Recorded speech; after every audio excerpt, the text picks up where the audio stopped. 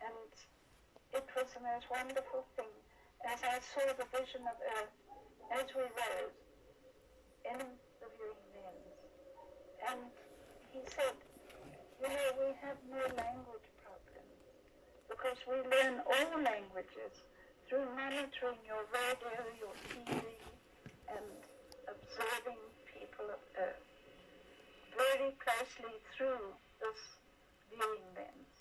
We can even view anything right down through buildings into cellars. We can hear everything you say as if we were there ourselves, and it all comes through. Then Arkin said, now we're taking you to the mothership. And he explained that the mothership is an enormous craft, like a miniature planet. And also, this is a vintage ship. They don't wear out, so they still use them. And so then, eventually, through the viewing lens, I saw the mothership taking shape with a great ashen light around her. Where did Archon actually come from? From our neighbor system, a star system known as Alpha Centauri. This is a triplet system with two very large stars and a smaller star. And the smaller star is known as Proxima Centauri. And it's only 4 light years from us, from this solar system, where we are, here with the sun. And there are 7 planets in orbit around Proxima. And that is his home planet, one of those planets. Are the other planets inhabited around that sun? All inhabited, yes, by the same civilization. Was the mothership the same shape as the spacecraft you were in? No, she was a cigar-shaped craft. And remember, this is an enormous vintage ship. And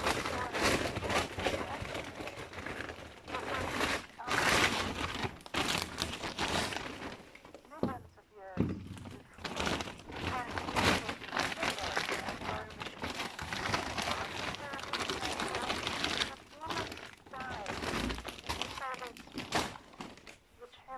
Sorry.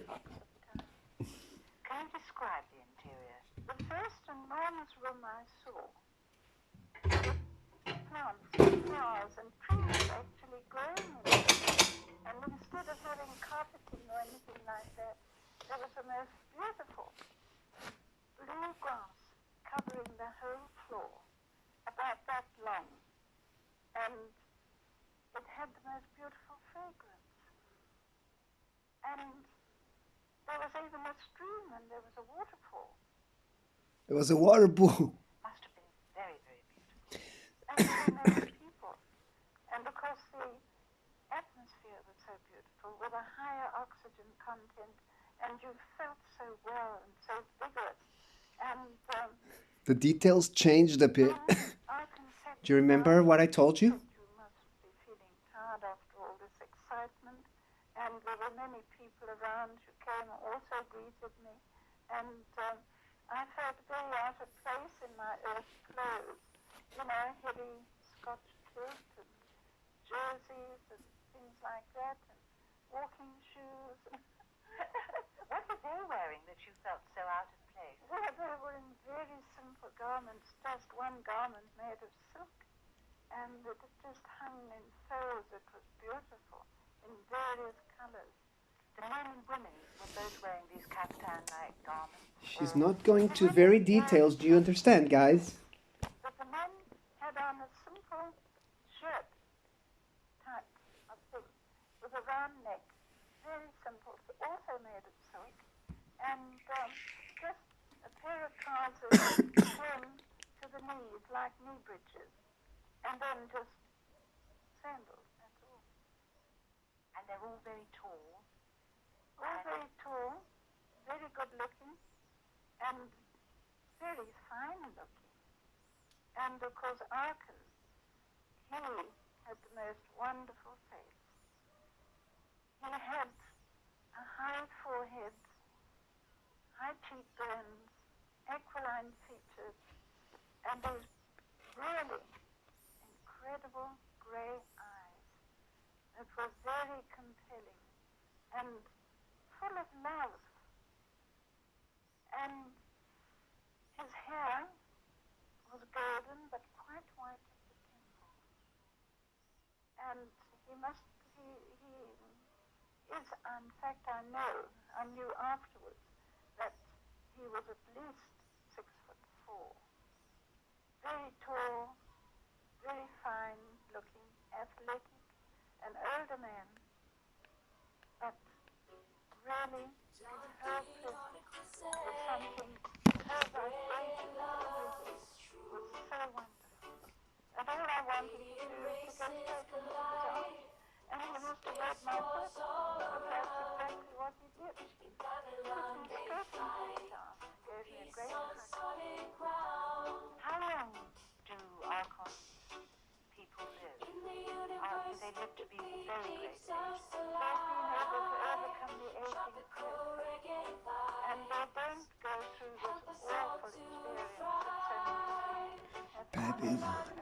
So they have discovered the total secret.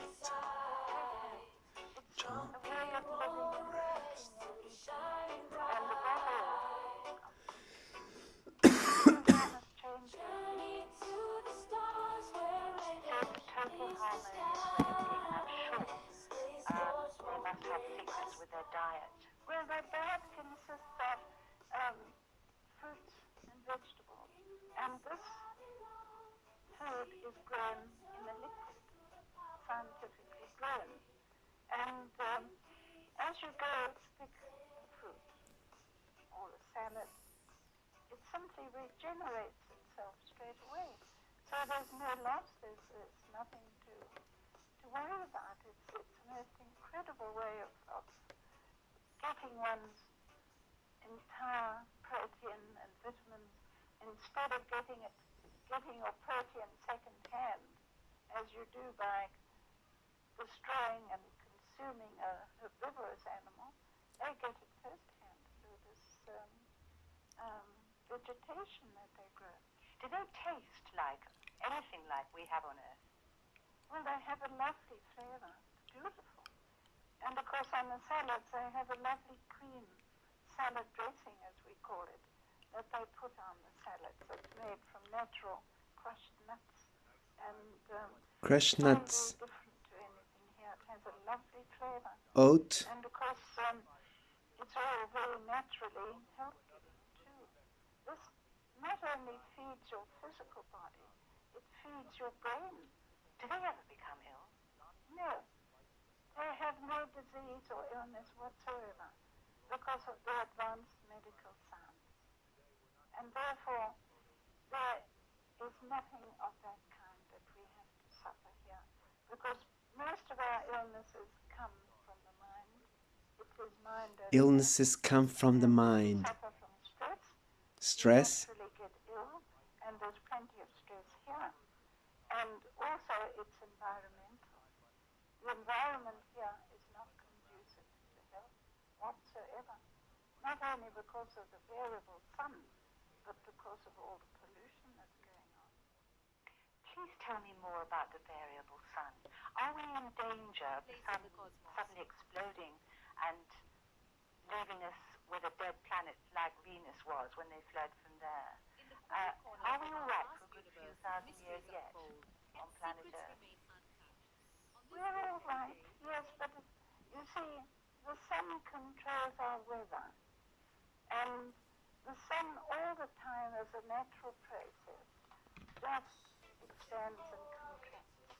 And when it expands, it's in what we call the solar max, which is the solar sunspot cycle. And it releases these very intensive light flares, radiations that even block out radios, as you know. And it affects the heart. The rhythm of the heart is actually attached to the rhythm of the star of your system. which is the sun.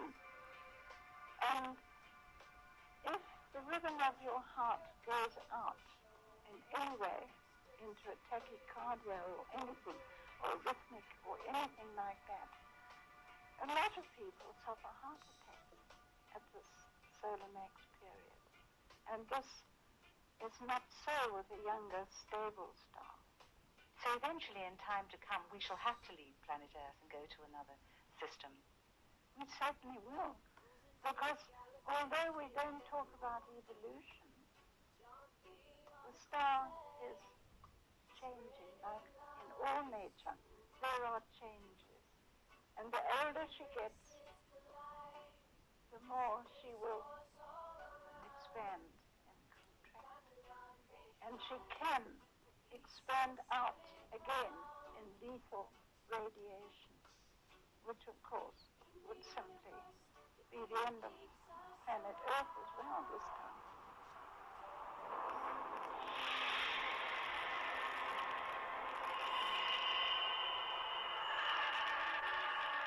Awesome. He brought me back, as he said, to the mountain on which we found you. And then, of course, as he disappeared again in a great flash of white light, straight up into the sky, as I stood on the hill and watched him go. And then I went back to the homestead, and I thought, no, this is really going to work out into something that's going to be very beautiful. And this was just the beginning. And, of course, I loved Arkan completely. And I knew he loved me. He told me so. When we were on the mothership, when I just went straight into his arms, and he told me that he would be back. Did he tell you when, or did you just have to wait?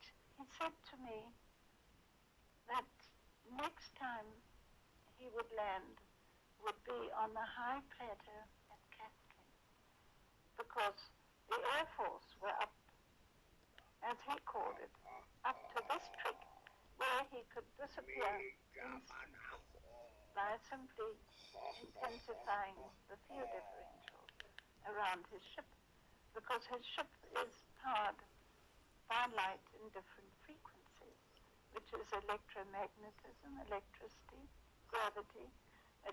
We call it electrogravity propulsion or power system. So there's no need, in fact, to use fossil fuels at all? Not at all, no. Everything is electrical, and it's clean, and it's silent. There's no noise. Had he become widely known at that time, or the spacecraft, in fact, become widely known? Had other people seen it land and come and go? Well, others had seen it, yes, and of course it had got into the news, and this is how it got widely known. Let's go down there and find someone who did see it. For 1974, my husband and I were waiting for our dinner, and he went outside and came back in great excitement, saying that he had seen a very great big light on the hill behind the house. I went out with him, and it was still there. It was a UFO hovering over the hill behind us. It was very clear. The sky was overcast, but no cloud round the actual light that we saw. A very vast light, soundless, completely soundless, no sound. I ran inside to phone to tell my neighbors. The nearest one was my son, who was on the house not far away. I got his wife, who said that my son was in the bath, but she went out and verified that she could see it. I then phoned a neighbor on the other side of the hill, and he laughed at me because he said, it's April Fool's Day. I'm not going to be caught again. And I said, please, this is serious. Go and see for yourself. And he did, and came back and said, he had seen it. Are they different from us, Archon's people? Have they exactly the same biological structure as ours and the same biochemistry? My people, they're the same, yes. Exactly. Only very much more advanced in their way of living. Good morning. Of course, there's act You on are the whole so body. multi-talented. How far Hello, ahead Jim. would you say they are from the Earth's civilization? You lurking over there? Ahead of us in all ways. Sean, And good morning. Roger the Blair. fact that they I are hope everybody's having a natural, great day. Thank you, brother. who live in complete harmonic interaction with all nature. So their whole way of life, of living, of breathing, is perfectly natural. A utopia. It is a utopia. It really exists. Elizabeth, how old were you when all this happened? I was in my late 40s. Now that time I've just told you about was in 1956. And then it wasn't until 1957, the end of 1957, that he landed again on what is now known in Natal as Flying Saucer Hill. It was a clear, beautiful night, and moonlight actually. It was a full moon. It was beautiful, and I went up there. Of course, I knew how to get there, even if it was moonlight or pitch dark or anything. And he was landed there We again. have a cold, rainy day. Said, no, we're going to the high plateau camp. Because It is there about was an 34 Air Force degrees. plane, one of Overcast. these Harvard planes, an old Air Force plane, droning around the sky all the time. And he said, let's get away from that. And we went up, and he took me up to the high plateau camp. Thank you, Teacher And that was Frizzy. his first landing there. And we remained there. And he put the starship into remote control. That means she's always on the alert.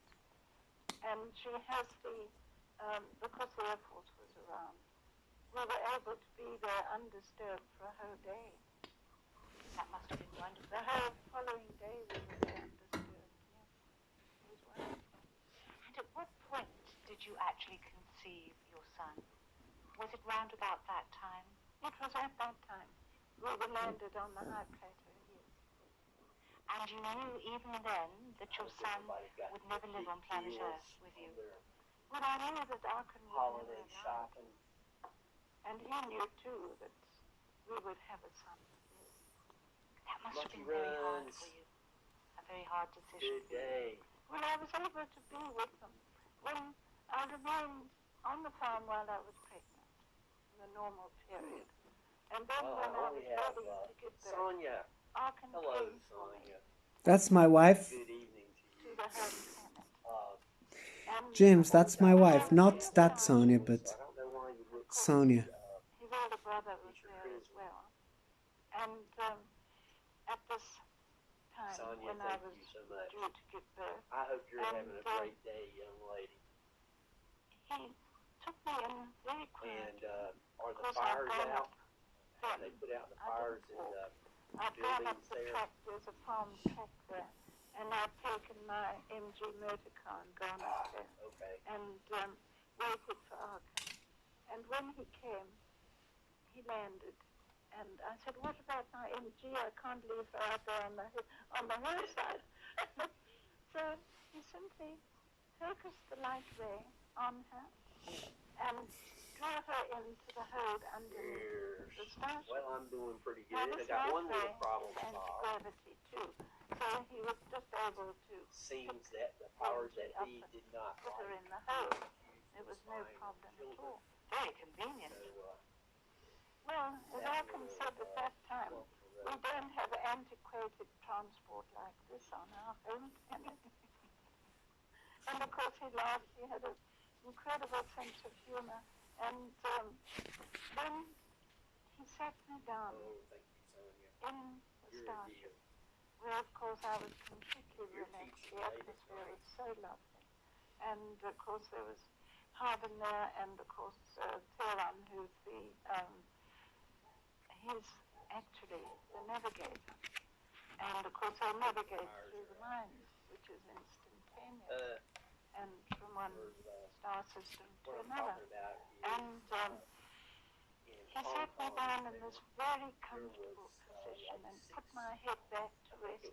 And he put his hand on my forehead and said, now just close your eyes and concentrate on what the starship is doing and how she is using this power system to go beyond the light barrier instantaneously from one star system to another.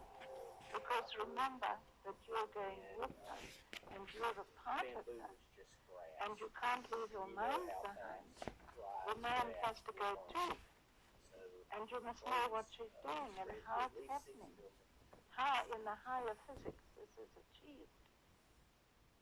And all I heard was this wonderful, it was a noise that really, it wasn't a noise, it was just a sound, like a breath of wind going through the trees almost, as the Zulus say, shawi. And it seemed to come from the outside of the starship, not from within her. And then it seemed minutes that Arkin said, now open your eyes. And I saw that we were approaching this beautiful star system of Alpha Centauri. So it had only taken you a few minutes to actually get as far as Alpha Centauri. Yes. You see, which would take us 4 years. No, 4 light 4 light years. Yes. And there was this beautiful star system with these two larger components. And then the smaller star. It's a triplet system. And as we approached Centauri and Proxima Centauri, which is the home star, I could see the planets in orbit around the star. And of course the colors were simply beautiful. The two larger stars, one was an orange color, which makes it an older star. The other one was slightly younger with an orange-red effect. And they were orbiting around each other, the whole system moving. Slow progression, it was absolutely beautiful. Then we came down to the atmosphere of Newton, which was beautiful. And there was a great, beautiful cloud hovering in the atmosphere with a complete circle of a rainbow in the sky. We were too worried about giving birth because, after all, you weren't a young woman at that stage. No, from Earth standards, I wasn't a young woman. No, but I was 50 years old, which was in my prime, really. And Arkin attended to the birth of his son by simply using his wonderful healing hands and massaging me. And he put me on this beautiful divan that was covered in rose red silk, and the lovely coolness and softness of that silk I'll always remember, and his healing hands. And he put me there, I was quite naked naturally. It was a natural birth, and Pierre is elder brother's mate. We don't talk about wives. And came as well and attended to the birth and gave me a most lovely fruit drink. And I just lay back and relaxed and had a perfectly natural birth. And Arkin literally attended to the birth of his own son. And this was so wonderful because we shared it together. And then this beautiful boy, he was really a golden boy, was born. And it was quite wonderful, really. I just think about it, it's a natural process, as it should be. And then Pierre bought this large container with this lovely water that they have on the planet. It is a beautiful, pure, healing water. It's full of minerals and trace elements. And put the little baby in this water, just dipping in and out. And then they dry with warm air. There are no towels or anything like that. And no soap. And it's not necessary because the water has cleansing, healing properties. And do you know, he never even cried. He just took a deep breath, taking in that beautiful oxygen air into his lungs. And this is all he needed. Must have been very moving for you, a very moving experience. It was wonderful. I had no after effects. I felt so well. I felt so wonderful. Was it very different from the birth of your other two children on Earth? Well, that was very primitive and very different because my daughter was born naturally, but then, of course, they gave me drugs. And my son, my second child, was born cesarean section. And it was all very primitive. It took me a long time to get over. So this was quite a wonderful experience by comparison. This was perfectly natural, as everything is there. I mean, their love making is the most beautiful thing you could ever experience. Was it a conscious decision that you made to have Archon's child? No, we were in love. A very great and profound love story. Yes, definitely. Love story. And when did all this take place? I had Alien. His name is Alien. And that was in 1958. And where is Alien now? With his father. Did he ever come to planet Earth? Only once. It must be very difficult for you to accept that. It had been, yes. But now I have all this work to do, which Archon wants. And this makes me live it through all over again.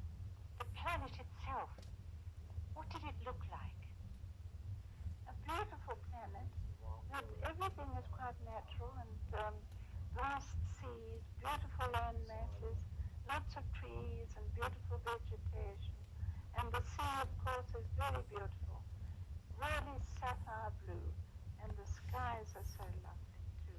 And they control the climate, of course. So there's no extreme of climate at all. Like planet Earth at all? No, quite different. The fauna and flora different. No, there's a lot of it that's very similar because planets are similar, you know. I didn't know. I wondered if it could be described like Earth at all. Are there roads? Do people live in houses? Is there any similarity? Not in that way because there are no roads, no railways. There's no necessity for them to break up and destroy the countryside. How do they travel if there aren't roads? In the air, in the atmosphere. They have smaller ships, just like a large starship, that are quite circular, of course, as big as a motor car, for instance, taking 5 or 6 people. And of course, this is all powered by electrogravity. They tap the electricity from the atmosphere, or from the sea, or from space. Electricity, light is everywhere.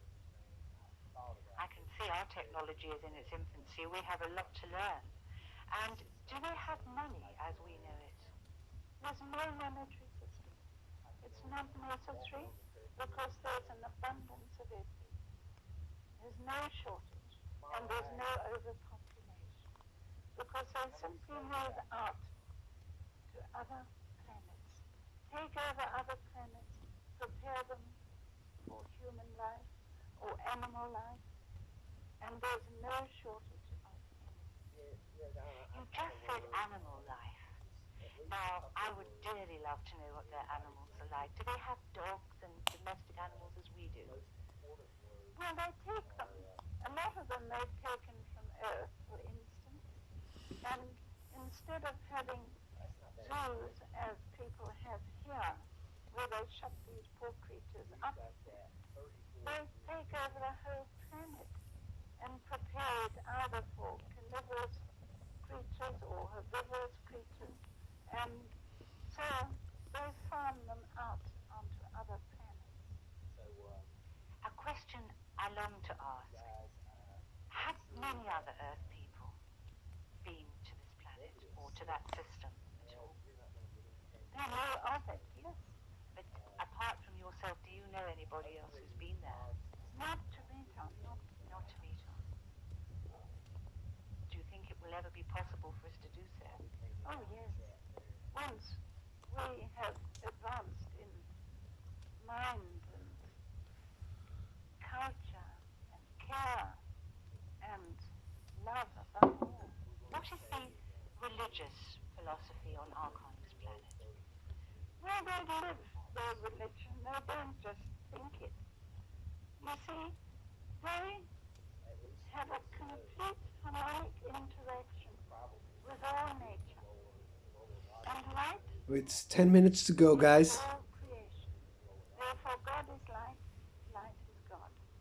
And this is their way of living. They have no God as we have here. It's not necessary. So they've gone beyond the paternal aspect of They've God gone into the universe. beyond. Yes. Elizabeth, you've written a book called Beyond the Light Barrier, and I believe you're busy writing a sequel. That's right, yes. When did you actually publish that book? Beyond the Light Barrier was first published in 1977. And when can we hope to see your next book? As soon as I finish it. And what is the title of the book? The Gravity Files. Gravity Files. And this deals and what has happened behind the scenes. I'm no longer bound by the Official Secrets Act after 35 years. And so I'm putting everything in it. I'm simply not going to leave anything out. Oh my gosh, that's gonna be good. I hope I can see that. To cover up all knowledge of spacecraft.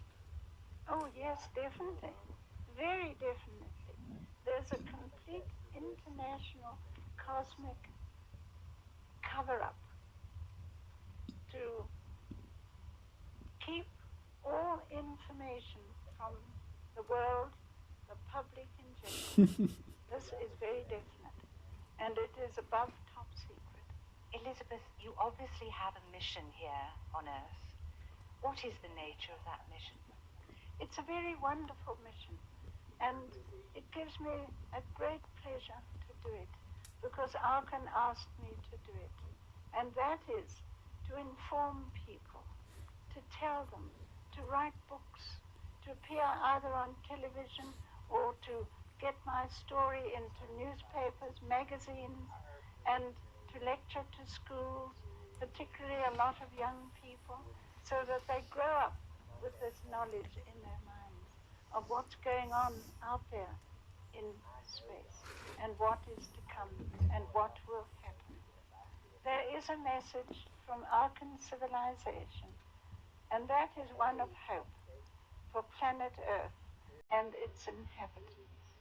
And you must not despair, because all will be well.